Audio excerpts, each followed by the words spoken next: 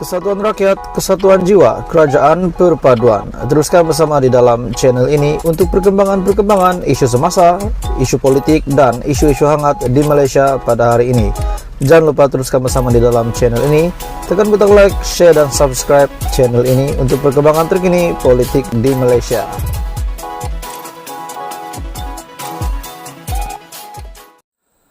Salam sejahtera Malaysia, tuan-tuan dan bapak semua. Hari ini satu lagi isu hangat yang saya nak kongsi dengan kamu.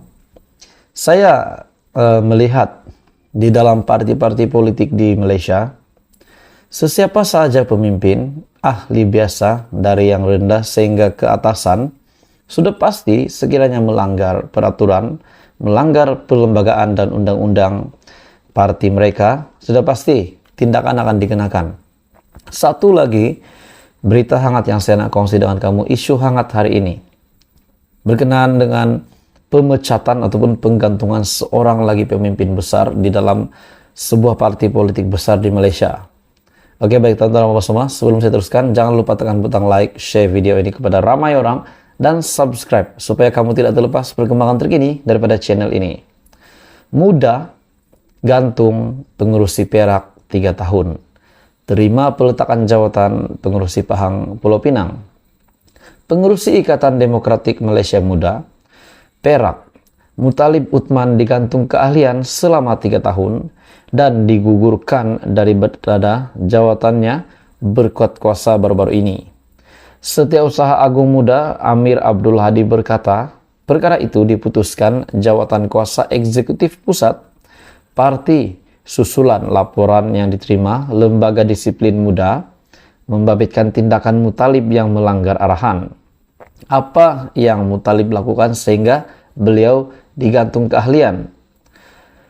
Pada 30 Oktober 2022, Muttalib didapati menaikkan poster di akaun media sosial pribadinya dan Muda Perak untuk mengumumkan niat untuk bertanding di Parlimen Tapah pada pilihan raya umum ke-15 dengan menggunakan saluran dan poster resmi parti tanpa persetujuan parti.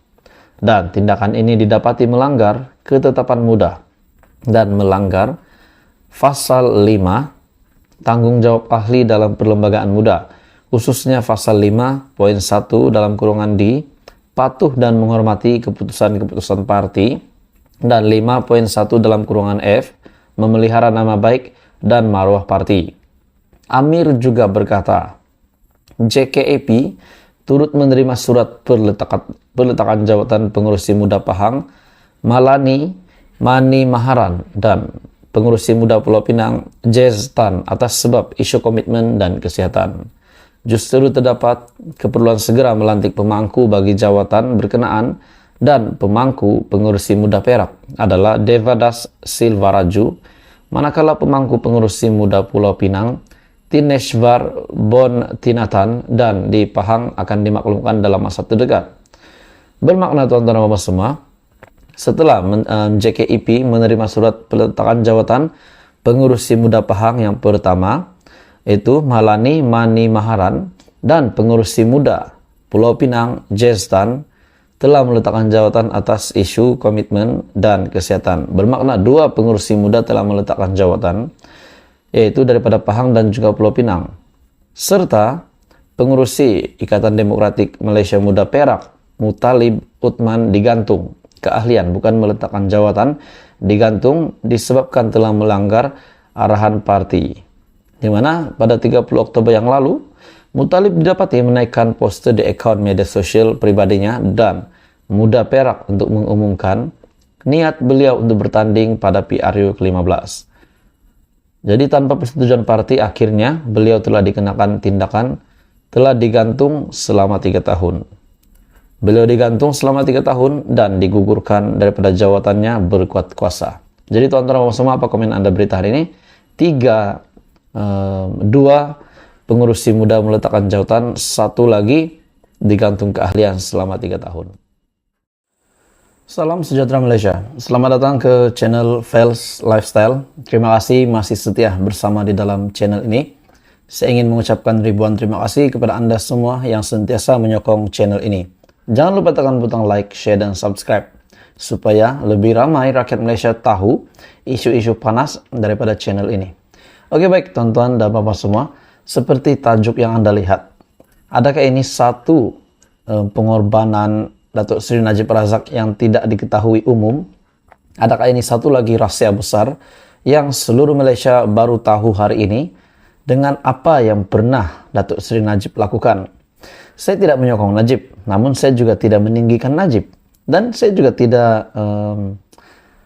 tidak suka, bukan tidak suka, benci Najib. Tidak, saya tidak benci dan tidak juga suka Najib. Tetapi, satu isu panas yang saya nak kongsi dengan seluruh Malaysia hari ini. Derma RM642 juta yang diterima Najib bukan cerita dongeng. Itu adalah satu kenyataan daripada Malaysia Gazette. Derma RM642 juta ini dikabarkan bukan cerita dongeng. Bahkan derma ini dari Arab Saudi. Derma sebanyak RM642 juta dari Arab Saudi kepada bekas Perdana Menteri Datuk Seri Najib Razak bukanlah cerita kosong, bahkan bukan juga cerita dongeng. Sebaliknya, beberapa pihak telah mengesahkan kewujudan derma ini ketika dipanggil sebagai saksi sepanjang perbicaraan di mahkamah. Menurut seorang pengendali akaun Facebook Najib Razak, antara pihak yang terbabit, bahkan yang terbabit ialah SPRM sendiri dan juga M-Bank, selain daripada bukti-bukti yang ada dalam bentuk dokumen transaksi pemindahan dana SWIFT. Katanya, penghakiman bertulis, Hakim Datuk Nazlan Muhammad Ghazali turut mengaku terdapat pemindahan dana tersebut. Tetapi dia kata, ianya tidak boleh disahkan sebagai derma dari Raja Saudi Arabia sebab Raja Abdullah tak tulis namanya sebagai pembayar dan ianya tidak ditulis secara nyata dalam dokumen SWIFT bahwa ianya merupakan derma dari Raja Abdullah dari Raja Saudi Arabia. Namun, pendakwaan serta hakim tidak pernah jelaskan kenapa pula Kementerian Keuangan Arab Saudi sanggup membayar Najib dengan jumlah yang sebegini banyak. RM642 juta bukan dana yang sedikit. Kata Najib, biarpun beliau bebas untuk menggunakan RM642 juta ini yang telah diterima oleh Najib Razak sebagai Perdana Menteri pada ketika itu, beliau memilih, menurut kenyataan daripada Malaysia Gazette, Najib memilih untuk menggunakan duit RM642 juta ini bukan untuk pribadi. Tetapi derma itu katanya disedekahkan, termasuklah membekalkan kain jubah bagi program amal yang dianjurkannya.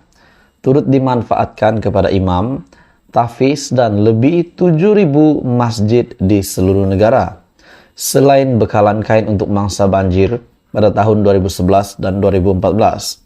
Jadi, jika penyamun sanggup sedekahkan RM642 juta yang Najib boleh gunakan untuk apa jua kegunaan termasuklah pribadi, kenapa pula dia nak curi RM42 juta yang dia turut sedekahkan semua? Ramai yang menggelar Najib penyamun, bahkan semakin menguatkan persepsi itu sebab beliau berada di penjara hari ini. Yang menggelar Najib penyamun, berapa ringgit pula yang mereka sedekahkan katanya.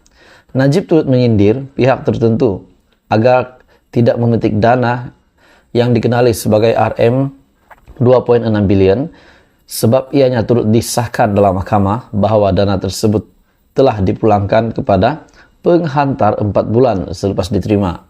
Malah, kata Najib, beliau didakwa 9 kali kerana menerima dana itu dan 6 kali lagi sebab memulangkannya.